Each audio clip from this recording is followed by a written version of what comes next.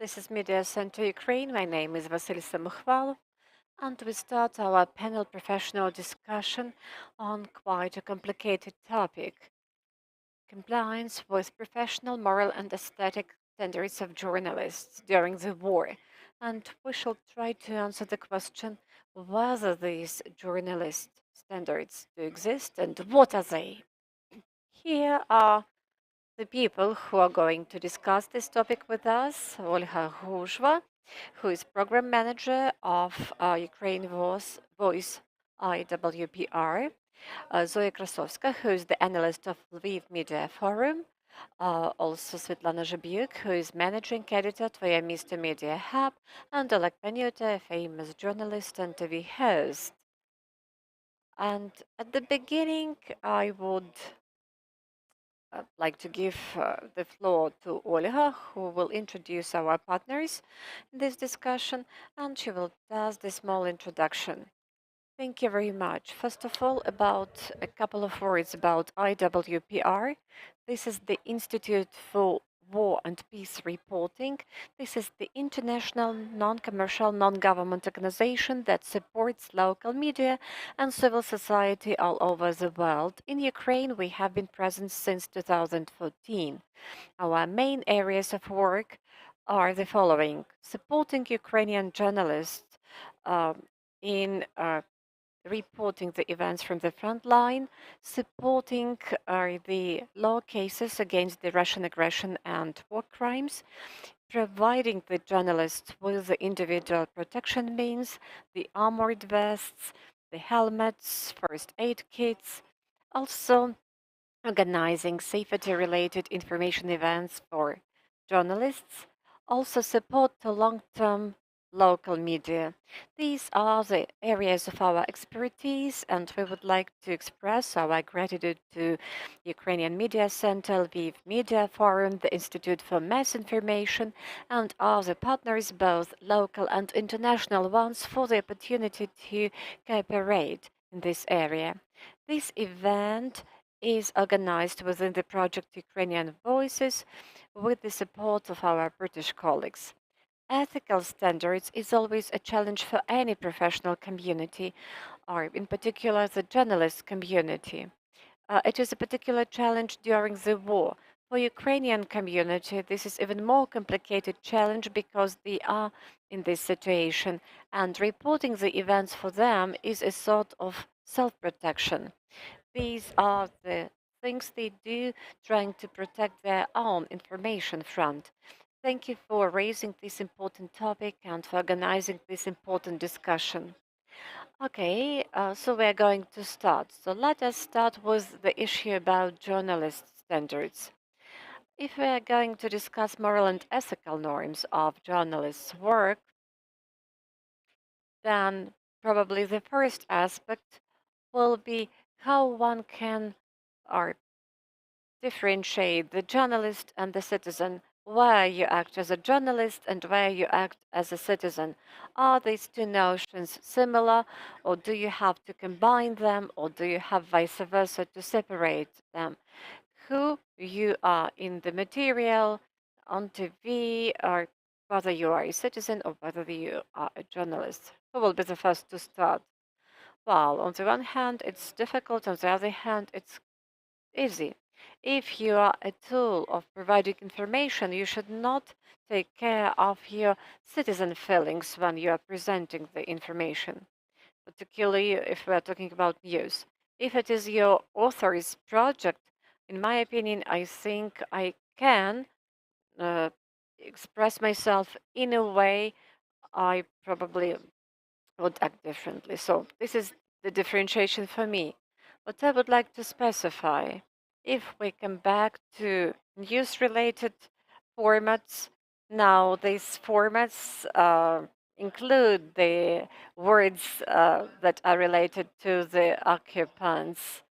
Well, you can be too happy or too sad, or you may use too emotional phrases or you may speak very emotionally in order to render this information message, but actually it is quite dangerous because if you are to be host, if you are a journalist of the information project and your primary task is to provide a person with information and to enable the person to evaluate the information and form his or her opinion about it, you have to provide this information in its primary condition for the person to be able to evaluate this information himself or herself.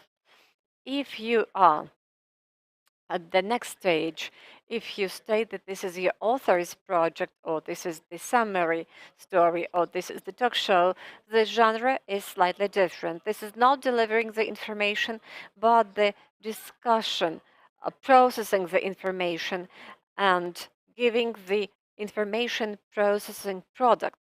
Sorry for putting it like that.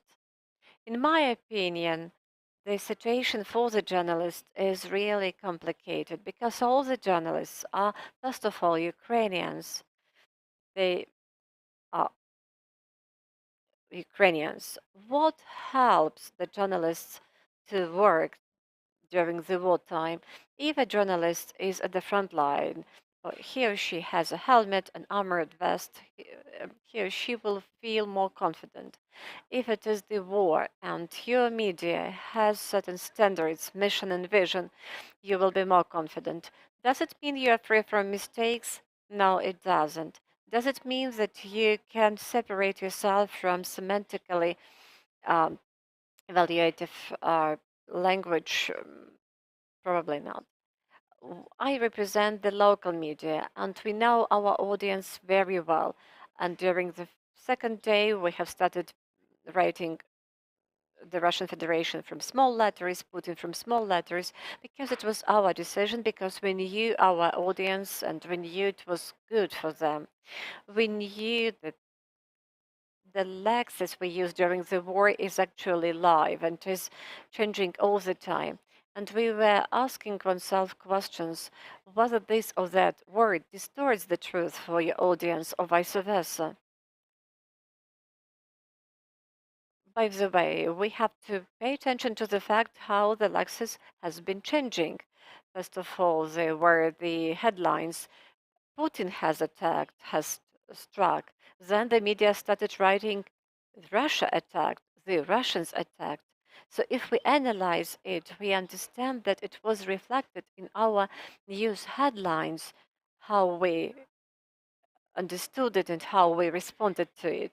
Actually, we need researchers who will be able to analyze it because we are working very fast. Just on the very day when the invasion started, Lviv was not in the center of the attack, but we understood that our audience needs some content from us. We were shaking inside, but we launched our own marathon and we had more than 100,000 viewers on YouTube. And it seems to me the key point is the mission, the vision, and standards, which become the weapons, the helmet, the protection. And these are the things known for each media and for each audience. In my opinion, that discussions about moral standards and ethical challenges for media during the war are remind me the famous monologue of Senator Nixon. The audience and the community requires from you totally opposite thing. Be independent, be a patriot, report about the explosions, do not report about the explosions. So if we try to somehow think what is this moral choice for the journalists, what are the ethical standards for the journalist is, it means you have to constantly weigh whether the reporting the information will not bring any harm. And I support the previous speaker that it is a life process. The journalists' ethical commission started talking about the issue. We are not talking about the orgs. We are not talking about Putin. We are talking about the Russians. We are talking about different ethnic groups inside the Russians. But this is the Russian army. These are not demons. Demons. And this discussion has been very active in our professional community, and the headlines have been changing. But for the audience, it is important to understand that these are live people who are making the news, who are weighing all the time what is better to show or not to show, to give this news or probably to postpone the news. We are talking about fact checking and quick news, and people may make mistakes. It is important to communicate with the audience, to understand what your audience is, and to provide the audience with the information it needs the most. I fully agree that undoubtedly there is a sort of contradiction of what is required from the journalist. On the other hand, it seems that keeping to professional standards, being objective, being impartial, while reporting certain events or crimes, or, for example, the interviews with the victims of crimes, contradicts the humanity issues. What is expected from the journalist is some emotions. So, probably the journalist should support the situation or should be against it. But this is on the verge of humanity. But moral and values are the most important. I do hope that it is important to call Russians Russians, the Russian Federation, the Russian Federation. This is the evidence base. The journalists not only are the authors of the materials, they are also witnesses of the crimes that have to be documented.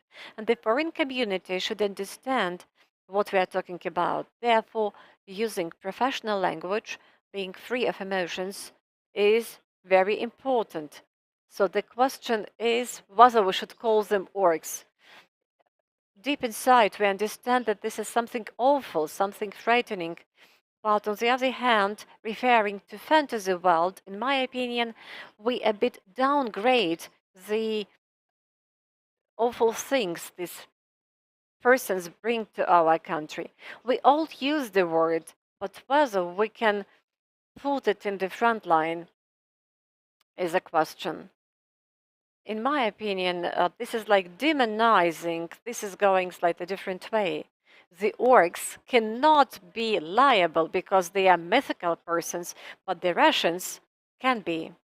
The Russian military, sometimes called Ukrainian military elves, and we should also pay attention to the genre.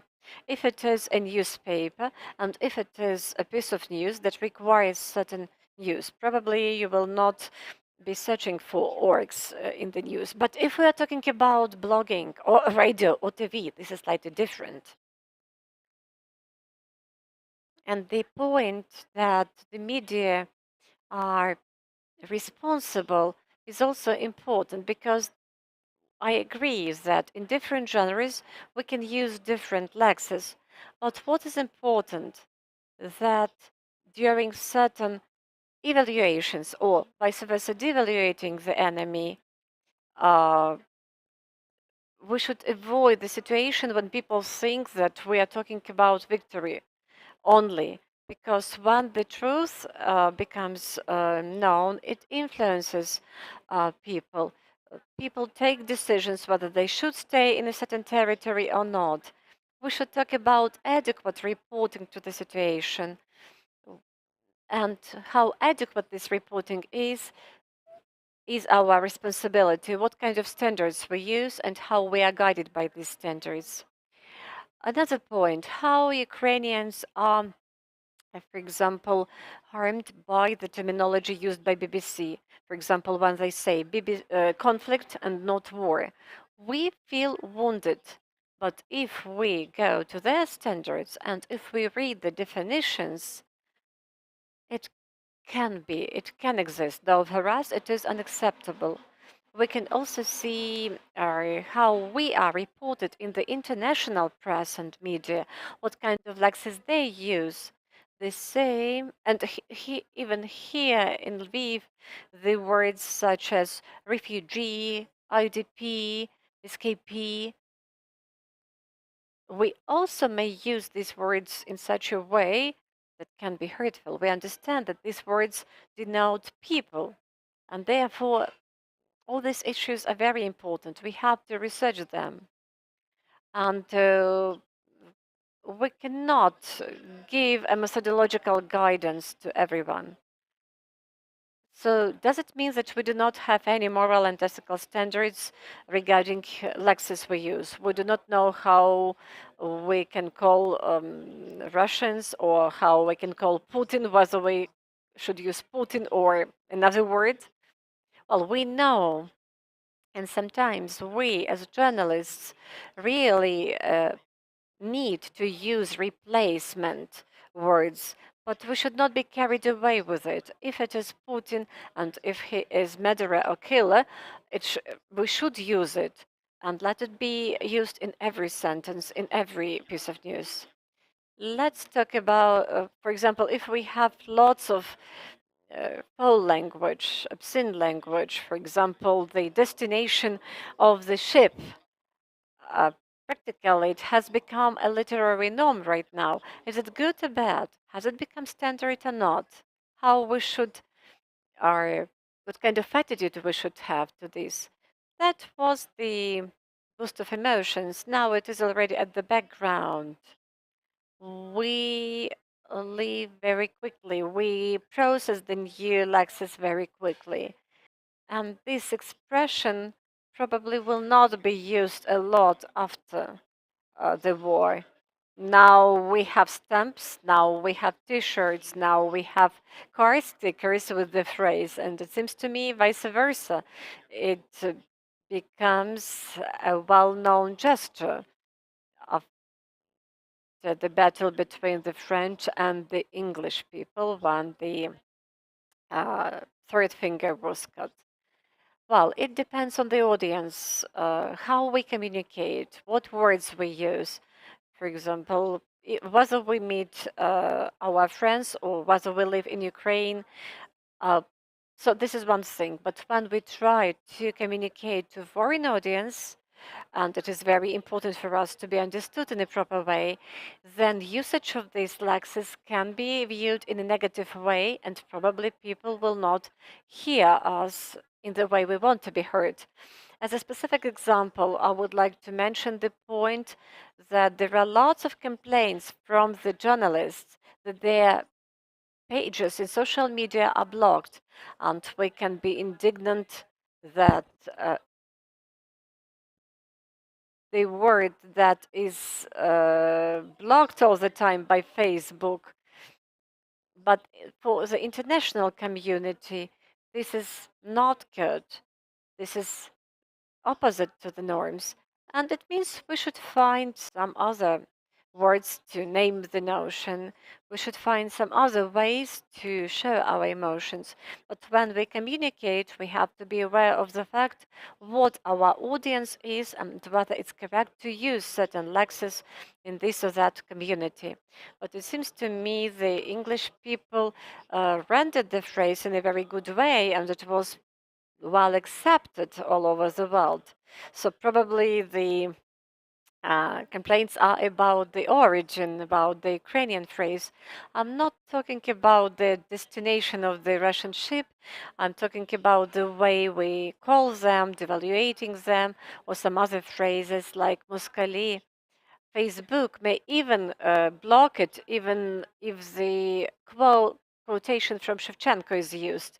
And now my colleague is trying to work with their office, trying to explain to them that their algorithms are actually not very sensitive and labeling something as the hate speech mistakenly. So we have to understand that we are not separate. We live in a civilized world and we have to comply with the rules.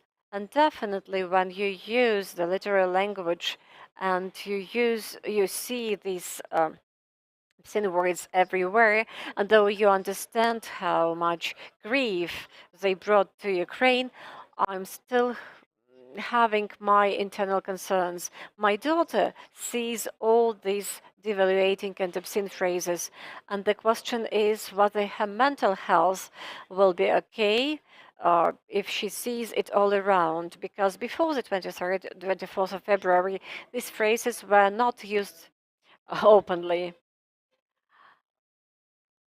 So probably I would try to approach it from a different angle. We write and we show. For example, now we are talking about shelling and victims. Where is the boundary between drawing attention to something and standards? For example, there were shellings where civilians were victims. How do we show this? Whether we put a blurred picture or not, how we show the corpses, how we call the casualties. And there was a good point about differentiation between the local audience and international audience. Probably I will start. It seems to me it depends on the goal. Why do you want to show this or that picture? What is the final goal behind this picture? What we try to achieve? And the second point, which is the most important one, is the respect to a person whom we show, a person who has experienced some traumatic events, a person who probably might not want to speak about certain things. We should be ready for this because trying to show something, trying to present a certain emotion, we should be aware of the fact that there is a person behind all this thing, and it may be um, repeated traumatic experience. Was it to blur the picture or not? These safety related issues. Ukraine is a democratic country with democratic society, but still we are talking about control of the information and uh, for example, verification of the fact and taking photos of shelling place. So there is some time that should pass uh, before we can make it available. So still, lots of issues are related to safety, and we have to remember them. Well,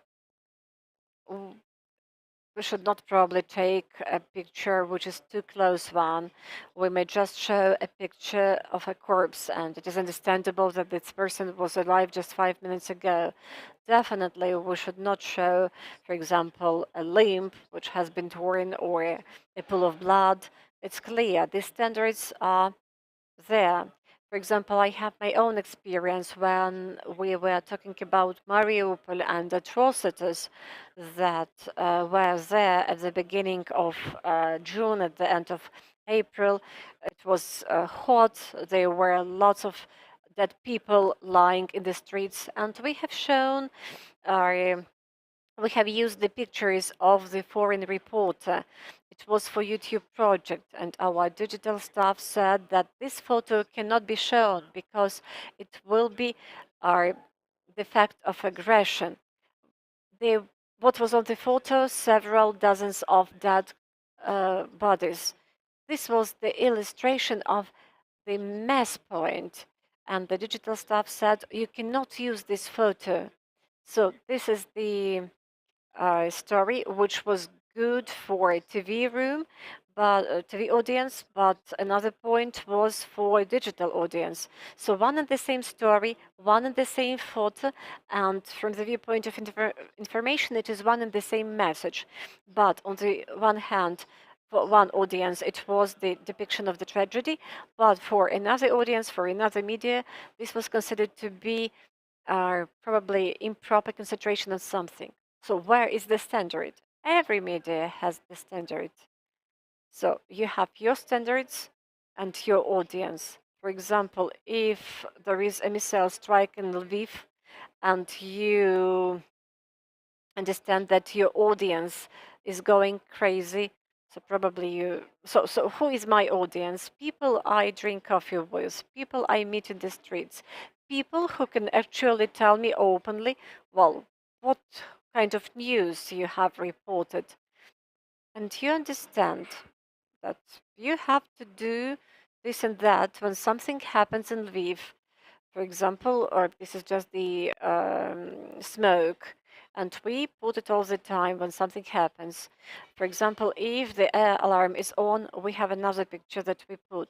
It's very important to communicate with the audience.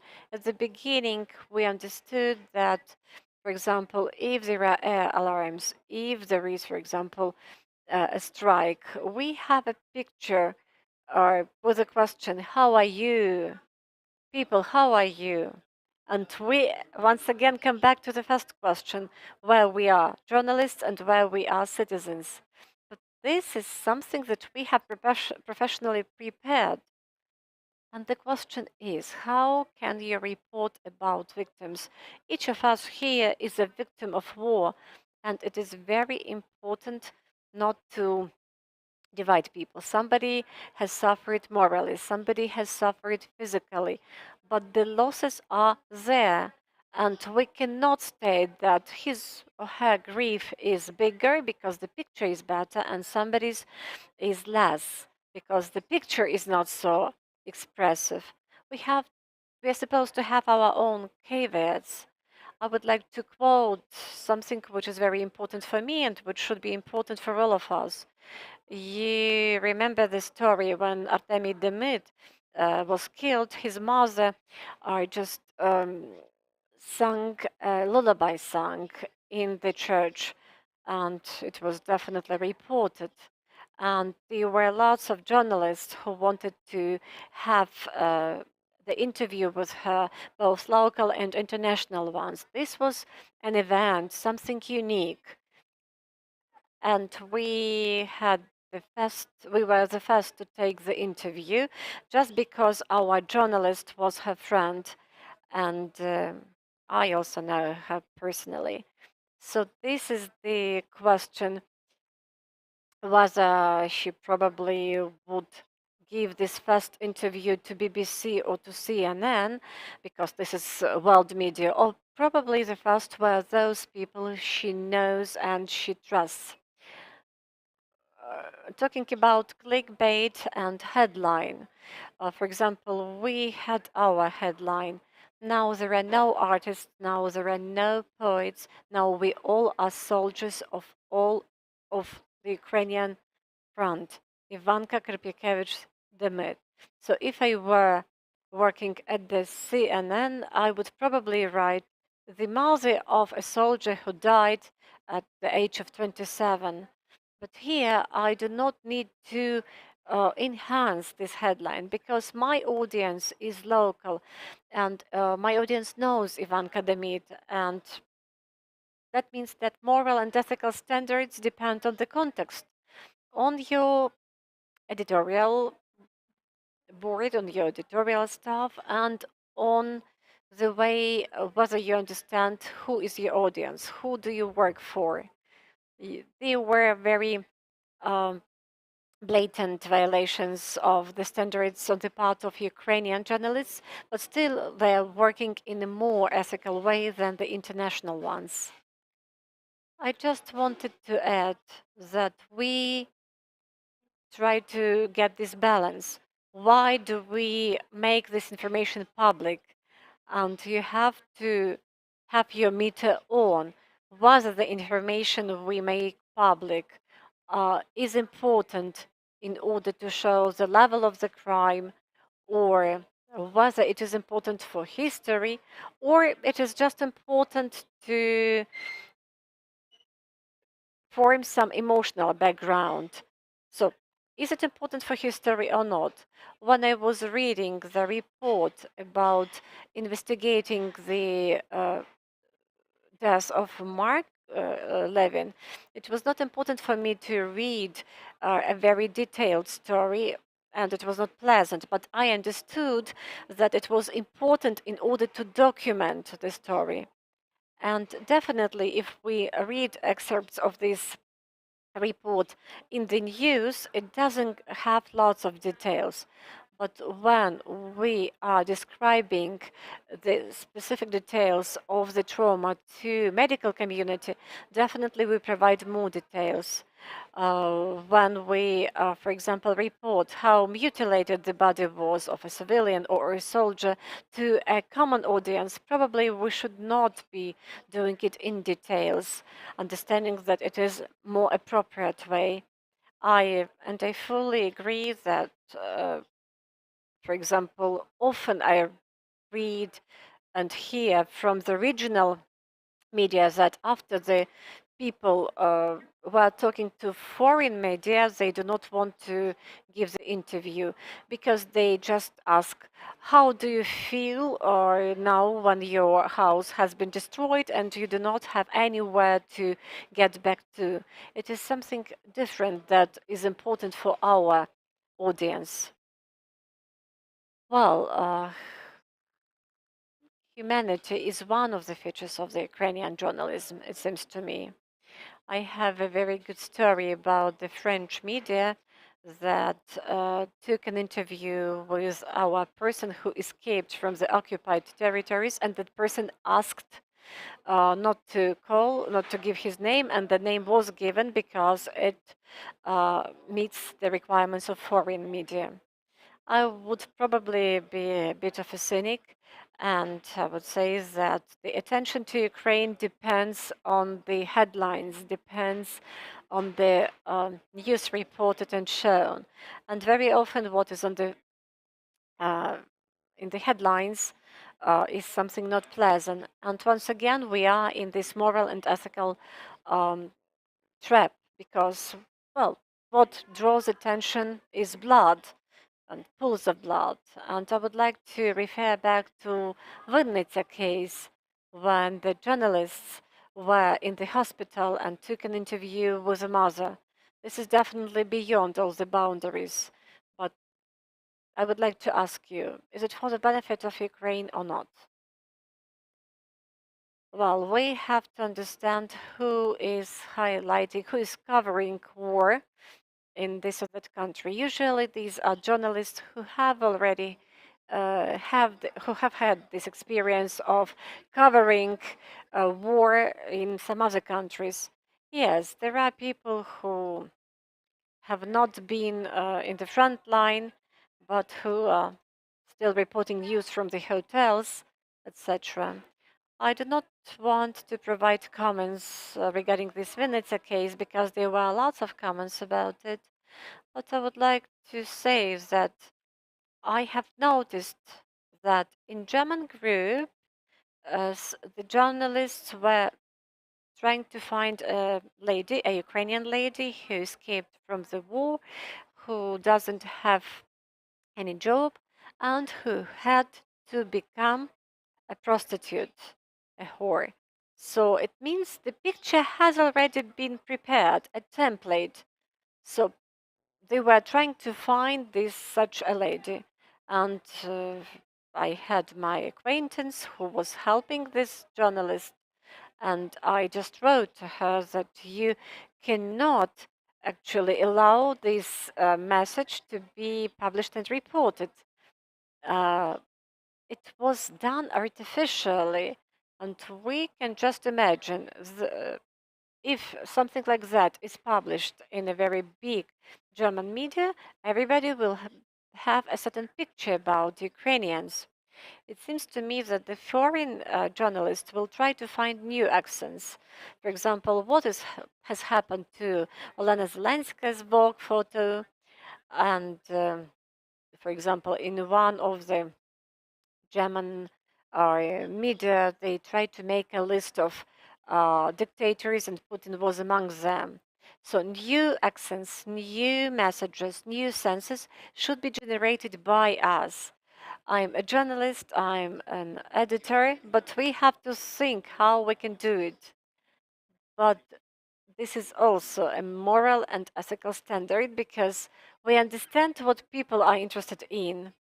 Timothy Snyder recently has mentioned 7 reasons why Russia will lose, stated that high quality journalism is important, high quality media are important. We agree, but it is similar to that obscene phrase. It is on a t shirt, it is sold. Why not? But we have to go further, we have to go beyond it. If we are that cynical, then why such stories that happened in Vinnytsia do not happen every day? Our people are killed every day. Every day we have similar stories. Then why we do not produce these stories again and again? Why we do not make this wound uh, depicted for the foreign journalists to be able to have access to these? The number of casualties, the number of dead, the number of children killed is not less. But why this particular case is on the front line? Because it included all possible violations on the part of a journalist or something else. I'm sorry for being cynical, but stories like that can be produced every day. Is it for the benefit of the country? It kills the country, but on the other hand, it supports the attention Ukraine is given on the global level. Well, this is cynical, but that's it. This is plus, in my opinion, because it was a discussion. This Vinnytsia story and why lots of attention was given to this particular family, lots of factories. The shellings in Kharkiv or in Mykolaiv were not accepted with the same attention. Um, why this particular child? Because it was the first child who was identified, plus mom and child. So that was a mistake. And it seems to me that we didn't discuss the criticism this fixer got, because people who were talking about ethical standards were violating these standards. They were talking about some physical measures that should be applied to that person. So we should be living in a civilized society. And if we discuss these painful mistakes more and more, probably there will be less and less of them. And probably in our narratives, we can give other examples that will probably impressive for the foreign audiences, but will be of more ethical nature. It is really important to work with the foreign audiences. When Lviv has become the key city for the foreign journalists. Practically here we had all the journalists from all possible media. We have launched a project, Explained Ukraine. We started inviting foreign journalists, and we were trying to encourage them to ask questions and to show them why it is so, why Ukrainians are fighting, why the Russians are not winning. We have started publishing a newspaper that was distributed in hotels, hostels, in Horeca industry. It is a bilingual newspaper. It is in Ukrainian and in English. And we wanted people to search for other questions, for other accents and messages. There was one journalist, and she was present at the meeting where we invited Miroslav Marinovich. And after this talk, she said, "Well, my puzzle is complete now. I lacked the answer, and now I have the answer." So we know our heroes.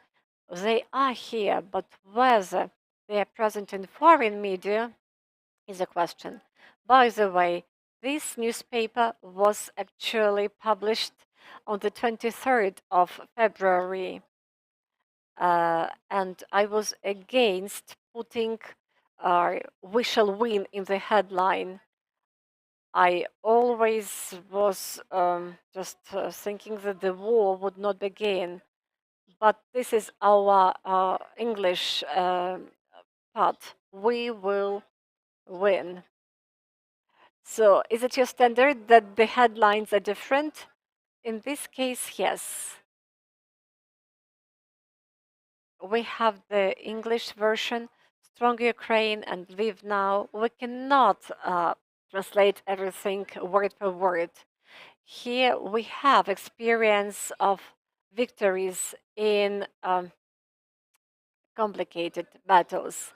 So we have experience of victories, that means we shall win.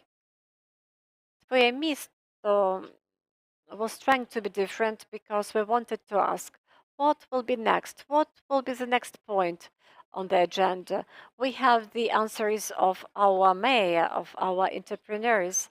So this is the historical issue, how we were getting ready for this and what we were thinking about this. But in the other issues, we have changed our approach and we were trying to explain some context. My name is Michael Parturkev. I'm the global analyst. I have a question about the marathon on TV. As far as we understand, this was initiated by the presidential office. It has been on for 5 months. Media managers say there is no competition, they do not make any money. Do you think that it's time for this marathon to come to an end, or it is beneficial for the audience here in Ukraine? Thank you. Who will be the first to answer the question? I will probably not answer a question about marathon. I would say that now there is some dangerous issue regarding access to information. Those who are independent do not have direct access to information. We can talk about all Ukrainian level and also we can talk about local level. I would speak for our region. Our city mayor has its own holding, and the head of civil and military administration has its holding, and we see how certain exclusive issues become really exclusive issues because they are either in one source or in another source, and the other do not have access to information. And for example, if we're talking about marathons, some are given access to live broadcast and some are not. We have done a lot in order to ensure freedom of speech here, and it should be understood. And we should understand that what is happening not only at the all Ukrainian level. TV marathon is a killer of Ukrainian media space and TV space, and it is done unconsciously. On the one hand, we understand that when it is war, we have to become united, we have to get united. And this was the primary task at the beginning of the war. But every day we understand that this TV marathon is a nail in the our thumb, a nail in the grave, in the coffin. And this marathon, where united, is something that actually kills Ukrainian TV. And the longer it stays, the longer it runs, unfortunately, the worse Ukrainian TV space will look like. This TV marathon is over when the active phase of war is over. If it happens tomorrow, I will be the happiest person. And I think my colleagues, journalists, will support me, but I'm afraid it will be slightly different. First, the Ukrainian media market will die, and only then the war is over. I will probably also add to this. I fully agree. The first, this idea of marathon was really great to provide the information from the first sources, but now the marathon does not fulfill its function, apart from one, stating the position of the authorities of what is happening in the country. Now it's monopoly on the information. The Institute of Independent Press was actually guarantee of those democratic transformations happening in our country for recent 15 years, because it was independent press that guaranteed the fact that the authorities, under pressure of society, was taking some positive steps. Unfortunately, currently the journalists are out of job.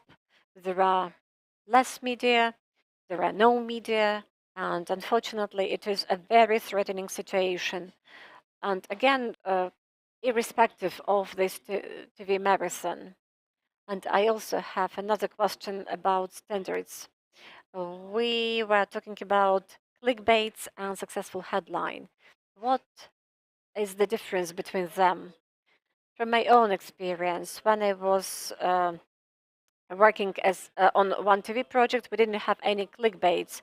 But when I participated in a project, Paniuta Explains, for it to be sold digitally, we needed some teasers, some captions to my videos.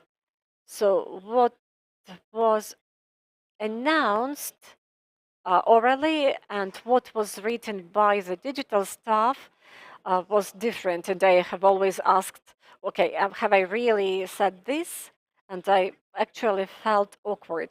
A person who is listening to my teaser or who is reading the announcement understands what should be there. But when you read and you do not get the answer, what you will buy, for me, it was a bit deceptive. But on the other hand, why the Ukrainian consumer always buys it, I don't know. Uh, Probably it is our Ukrainian tradition. You just read and then you buy it, and then you understand that it is something different that you were promised. Well, the media should actually earn some money, and it should earn some money because of traffic. How does the traffic work? Because of clickbait or successful headline? Well, now traffic actually brings you less money. And the danger is that very often news are judged on their headlines, and people do not read further. And actually, the headlines forms certain opinion about the situation. And if the headline does not correspond to the very message, it means we deceive our audience, we deceive our consumers. What the article will be about. There is a story that actually was very emotional for me. I will not call any media, but the headline actually announced something that was not mentioned in the very article, and I was surprised that very few people uh, paid attention to this. So the question is how choosy we are as the audience. How often we ask media why they are doing this and that, how indignant we are. Now you should not give calls to the editorial board. For example, every media has at least one social media, Facebook, Telegram, or Instagram, where we can, for example, respond. This is not ok. And such responses on the part of the audience would be a good prevention tool. I would like to add that attention to clickbait is not only Ukrainian phenomena. Every audience has some percentage of people who read only headlines. Probably 70% repost something only being guided by the headline and not reading further than the headline.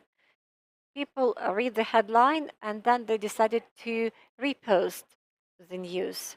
And I agree that there should be certain standards and communication with the audience. If it is a local audience, if it knows its audience pretty well, the audience may ask what you have written. There is something that is not announced, that does not correspond to your headline, is one thing. But the question is why we are doing this in order to increase the number of views, in order to say that 20 people shared or 20,000 people shared.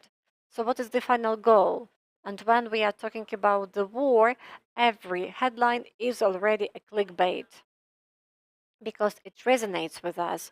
And how we shall important how the headline will correspond to what is inside the article is already the issue of our standards.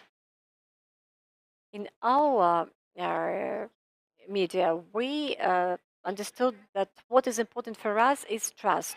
Do we have clickbaits? Probably. Do we make mistakes? Probably we do. But for us, we made a rule that every week we shall have in use a diary of our mistakes.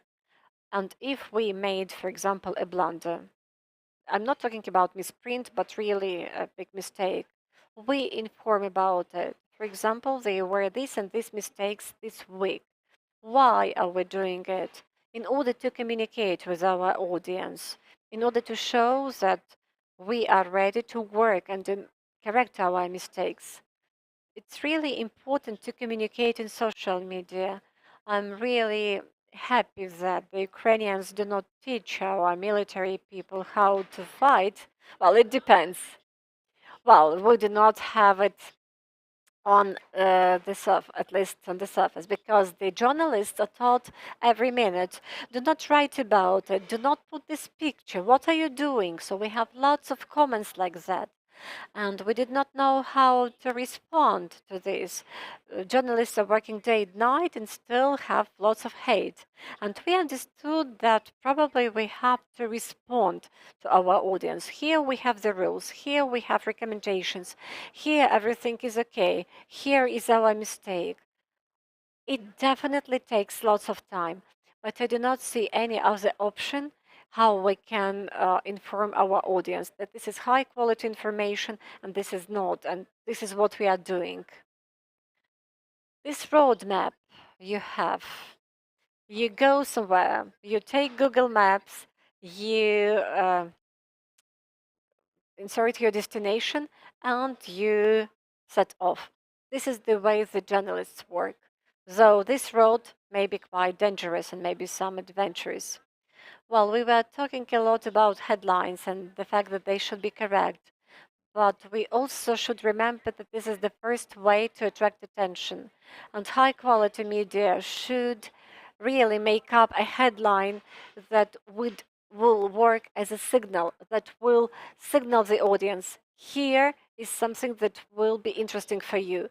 Whether it meets the content is the issue of ethics and moral. And really, you should be creative. You should keep this balance. There is a joke about professor who was using the phrase that tomato juice uh, is really something that prevents pregnancy. Do you know the anecdote? No? Okay, probably I'll tell you behind the sidelines. And the final aspect we would like to discuss, being fast versus fact checking. Where do we have our moral and ethical stance here? Now it's war, everybody wants to be quick. We have our Telegram channel working in real time, and definitely we would like to report something at once and not sometime after it happened. But then we do fact checking. It turns out everything is not the way it was reported. Telegram channel is not media at all. I would probably argue with you. It seems to me even a person is a media today. Some people are already media. Well, this is the source of information, but this is not media. Well, this is already scientific discussion. So, talking about being quick and verify the information, this is also a trap. On the one hand, being quick is very important, particularly when you report certain events and materials. On the other hand, there should be verification. It means we cannot manipulate the facts. We cannot make conclusions in case we do not have any confirmation of information. And very often, verification of information takes lots of time, particularly if we are talking about the materials given from the front line. something should be confirmed. We should contact the military people, and it takes some time, and the procedures are quite lengthy.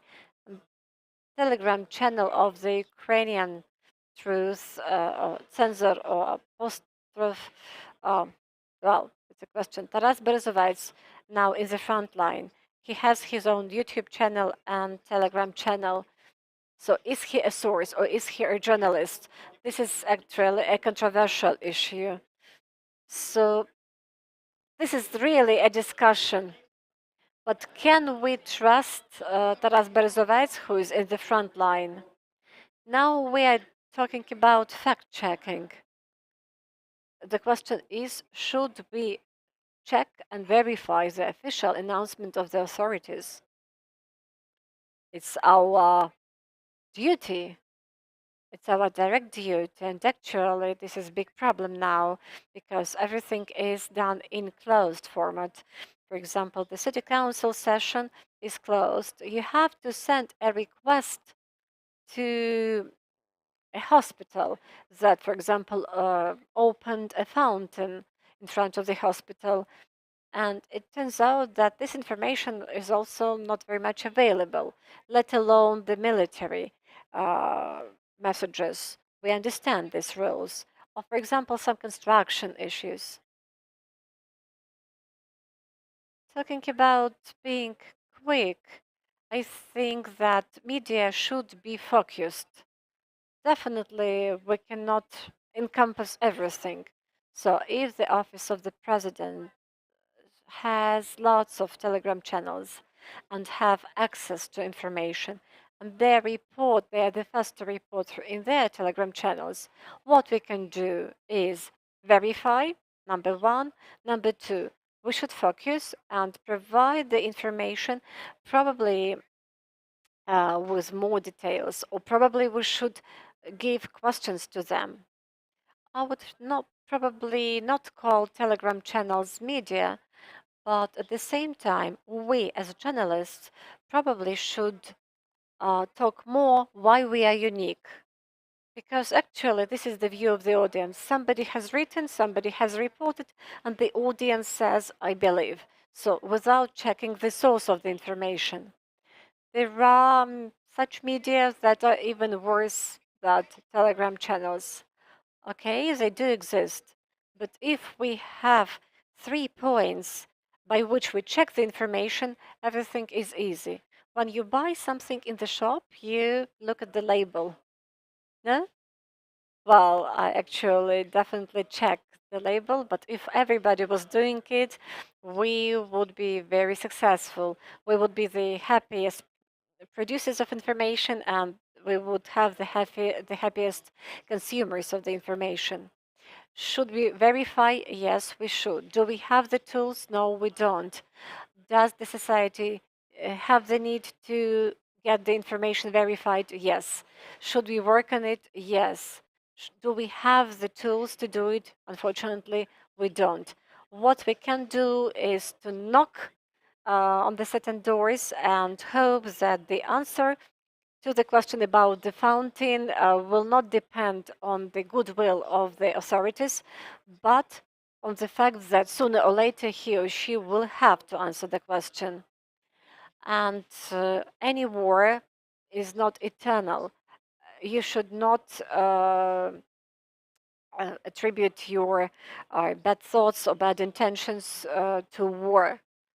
And if we just report that sooner or later you have to respond, you have to be liable for it, you have to be responsible for this, the authorities will perform their duties according to the law on media.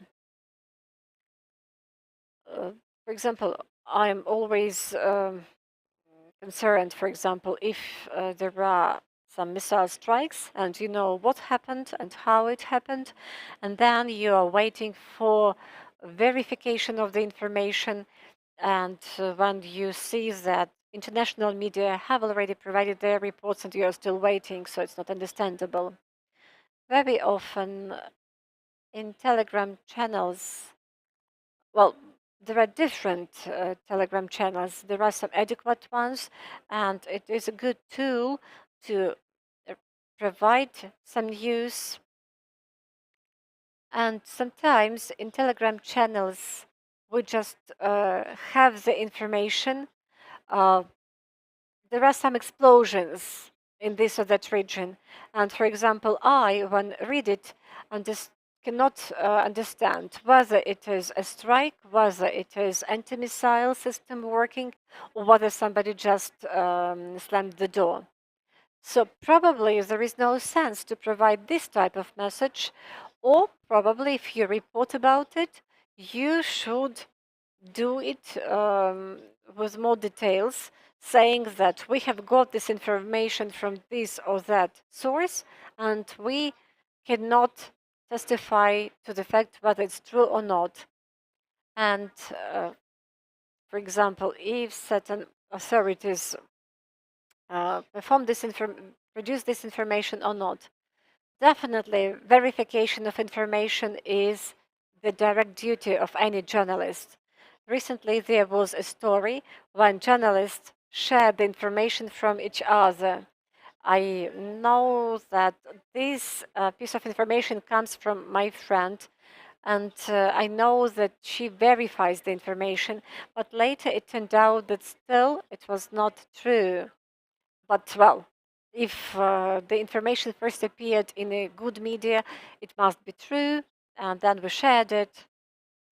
I would probably add here that apart from Telegram channels, the press offices work quite quickly. For example, the press offices provide information that this or that person has lost his or her limb, and for example, you as the newspaper or any media, you have already uh, got a piece of information. Okay, I get it, but whether it was allowed to be published, because just one and the same story about, for example, certain lady that came from somewhere, and then every media tried to adjust it to its format, and so on and so forth. So now all press offices produce the information very quickly. It's really necessary to focus on what you are doing. For example, there is a blogger in the front line. Okay, you can trust him, but this blogger is not media. That's the point. When we are talking about Telegram channel, one aspect is when Telegram channel is used as a source of distributing information by the media that we can trust, where we can go to a website, where we can verify the information, where we can complain, for example. And there is a totally different story when we are talking about publics, where every person considers himself or herself to be a journalist, a person who can publish some information.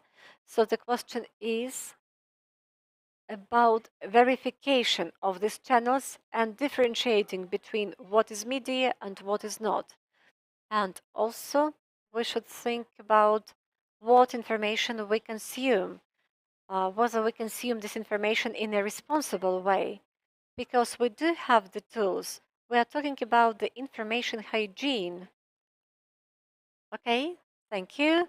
Probably we can wrap up our discussion here. We were talking about moral and ethical aspects of journalism, and we had our guests, Olga Guzhva, Program Manager of IWPR, Ukraine Voice Project, Zoya Krasovska, Analyst of Lviv Media Forum, Svitlana Zhabyuk, Managing Editor Tvoe Misto Media Hub, and Oleg Paniuta, a famous Ukrainian TV journalist and TV host. Let's stay in touch.